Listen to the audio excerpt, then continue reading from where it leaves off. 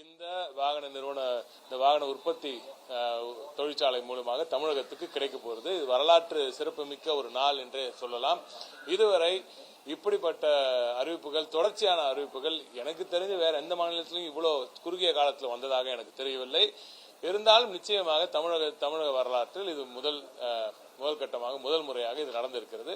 இதற்கு காரணம் திராவிட மாடல் ஆட்சி நடத்தும் திராவிட நாயகன் அவர்களின் நல்லாட்சியில் தமிழகம் இந்தியாவிலேயே நம்பர் 1 மாநிலமாக திகழ்வதும், வெளிநாட்டுகளிலிருந்து வரும் முதலீட்டாளர்கள் யாரோட கதவை தட்டுறாங்கன்னா இங்க நம்ம முதலமைச்சரோட அலுவலகத்துக்கு வந்துதான் இங்கேதான் இந்தியாவுக்கு ஒரு முதலீடு வர வேண்டும் என்றால் அது தமிழகத்துக்கு வர வேண்டும் என்ற நோக்கத்துடன் வருகிறார்கள்.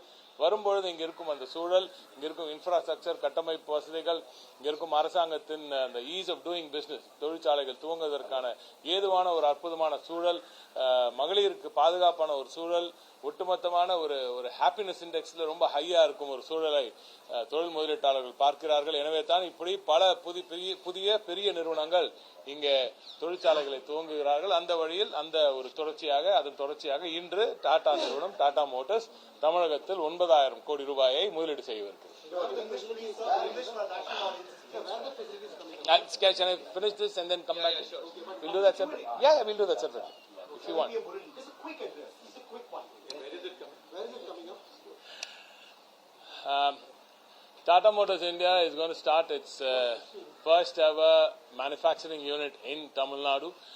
This is going to, the groundbreaking would happen pretty quickly. You will see that this unit, Tata Motors' first unit in Tamil Nadu.